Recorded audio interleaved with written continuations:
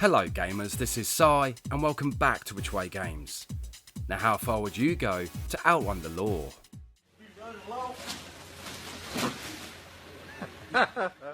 And with that being said, let's get on with the video.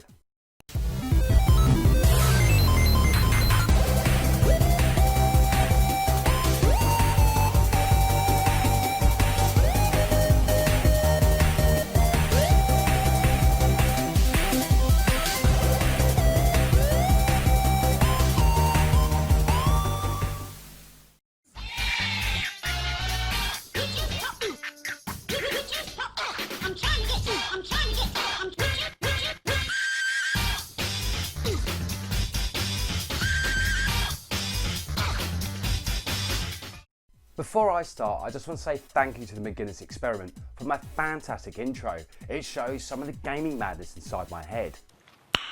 Nice. And for those who have been watching my videos for the last few months, know that I was given a challenge by my friend the Gamerholic on my top 10 Sega games not featuring Sonic. However, I feel there should be more people in this challenge. You pondering what I'm pondering, Pinky? So I challenged Melton the Gamer and the McGuinness Experiment to see what their top 10 Sega games are that don't involve Sonic. And with that out of the way, it's time to get on with the video. In the late 90s, the world of gaming had left the realm of 2D and entered that strange domain of 3D gaming. This new playground of endless possibilities had gamers excited, especially when some legendary games began to appear. Some of these were Halo, Half-Life and the remake of Resident Evil on the GameCube, all fantastic games to play. However, of all these games and more, there was another graphical style from the other side of the spectrum that started a craze in the early 2000s. With inspirations from the world of comics, this new style of graphics was known as cel shading, where games such as 13, Fear Effect and Sly Raccoon took full advantage of this new style. Another game that uses cel shaded graphics was Legend of Zelda Wind Waker, which is fantastic to play and makes it feel like you're playing a real life cartoon. Now did you say cartoon? Calm down cartoon guy, go back to writing Ulysses 31. Typical. As I was saying, Legend of Zelda Wind Waker is a great game, definitely one I'll come back to. With cel shading taking the world by storm, the majority of gamers loved some of these games, but not all gamers were impressed. Some gamers were turning their noses up at the games featuring cel shading, claiming them to be games made for children. But in this period of cel shaded graphics, there was one game that quite possibly changed these gamers' outlook. This of course was Jet Set Radio, otherwise known as Jet Grind Radio in the States, which was a fun and addictive game and has a bit of a cult status now. So with that in mind, let's go back to where it all started. Now Sega are known to use in-house developers that would work on upcoming games. And of course, this was exactly what happened with the development of Jet Set Radio.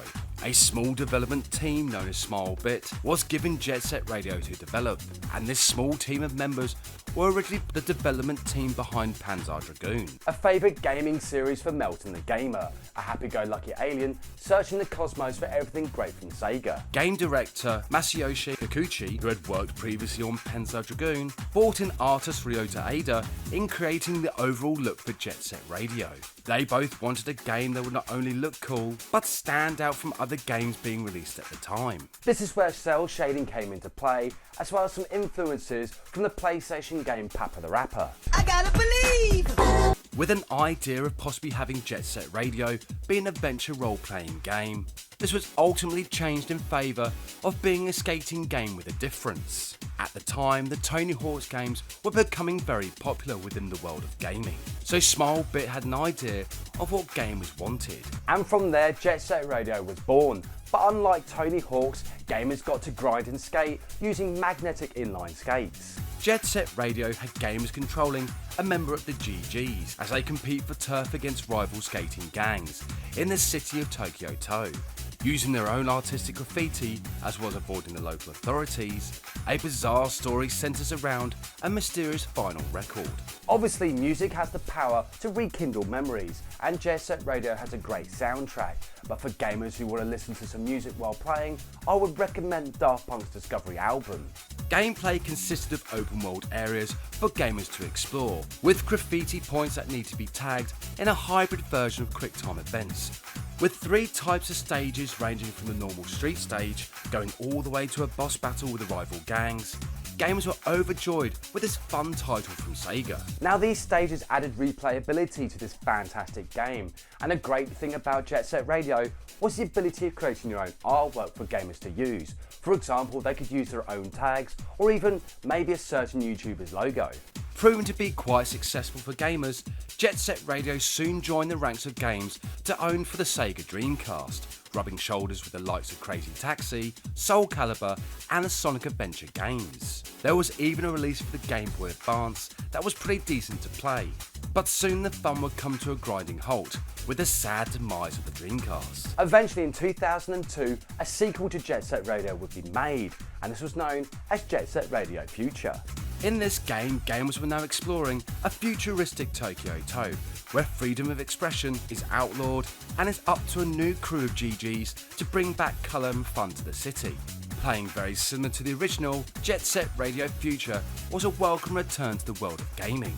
With stages being larger, gamers felt like they were exploring a living, breathing city. Now Jet Set Radio Future couldn't quite capture the same magic as the original, but luckily for gamers, Jet Set Radio got a remaster alongside some other Dreamcast games. Overall, the Jet Set Radio games are highly fun to play, as well as being very addictive. With a unique style of gameplay and some great controls, gamers will find that time itself will speed past when playing these fantastic games.